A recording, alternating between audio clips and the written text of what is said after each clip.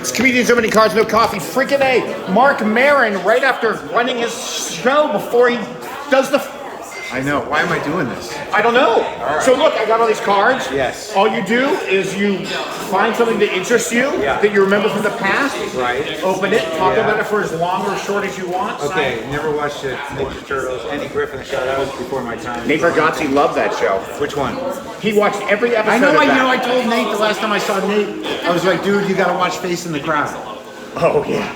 Yeah, because I think there's a lesson that'll be learned about show business. Right. And I said, it's Andy Griffith. He's like, really? Yeah. And I'm like, yeah, but it's not the Andy Griffith you know. Right. And I texted him. I said, you got to watch it because I'm concerned about his trajectory. Sure, I want him to see the dark side. He's living the good life too much. This was the only show he could watch as a child. Oh, that makes sense. Yeah.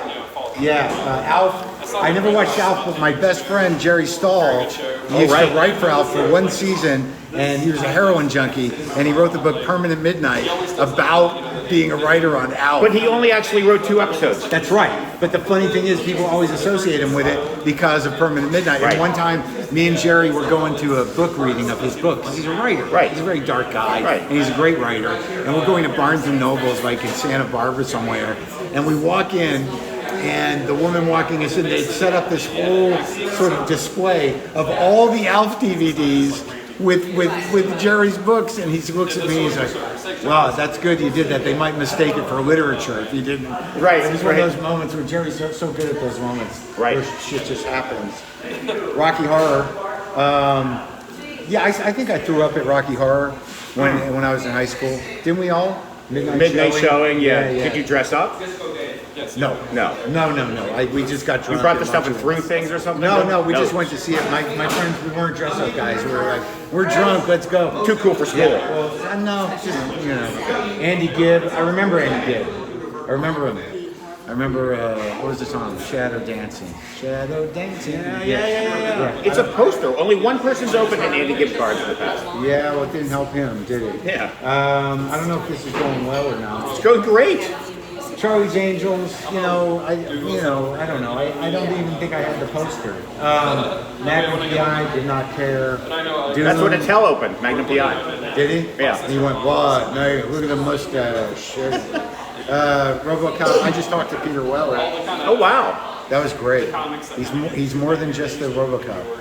Sure. Deep guy, wrote a book on art history. That's where that can take you.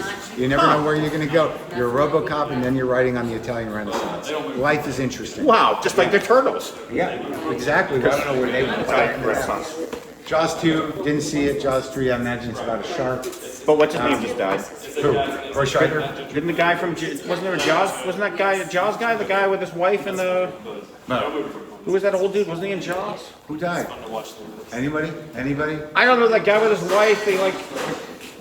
Oh, Gene Hackman? Yeah, wasn't he in that? I don't think, was he in Jaws 2? No, he was in, No. No. Oh. I mean, he did some... Poseidon Adventure, that's the water. Poseidon that's the water Adventure. he was in. Gene Hackman's great. Oh, Yeah. You know who used to love Gene Hackman? It's funny. Now, I've told this story a couple times. This is funny. It's not... Kennison loved him. And he used to do a very subtle impression of Gene Hackman. Nobody knows that Kennison used to do these impressions.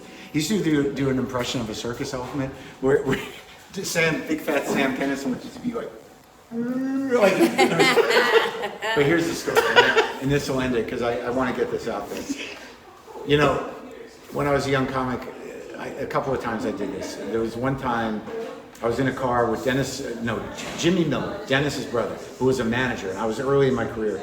It was in the late 80s. And he had come to Boston to look at talent. And he wanted to go out after a show. because you're from Worcester. No, they're from Pittsburgh. But so Jimmy Miller's in town. And me and Janine Garofalo are driving him to go out to eat or something. And I'm all worked up. And I'm like, so how do you find your voice, man? How do you find your voice? I mean, fuck, I just don't know how you find your voice. And I said to Jimmy, your brother did it. How did he find his voice? And Jimmy goes, he's doing Belzer. Yeah. Great. Do you know the Kennison story too?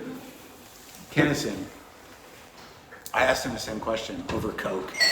And like just some fucking crazy night. It's just me and him, one-on-one. I'm like, so how'd you figure it out? How'd you figure out your voice? And he looks at me and he goes, Gene Wilder. And I'm like, what? But you listen to it. If you watch Gene Wilder in like Young Frankenstein, the way he builds, and I'm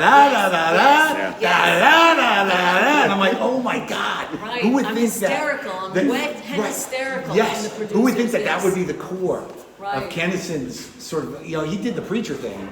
And like Steve Pearl used to say, oh, Sam Kennison, genius. 2 short screens followed by a long one.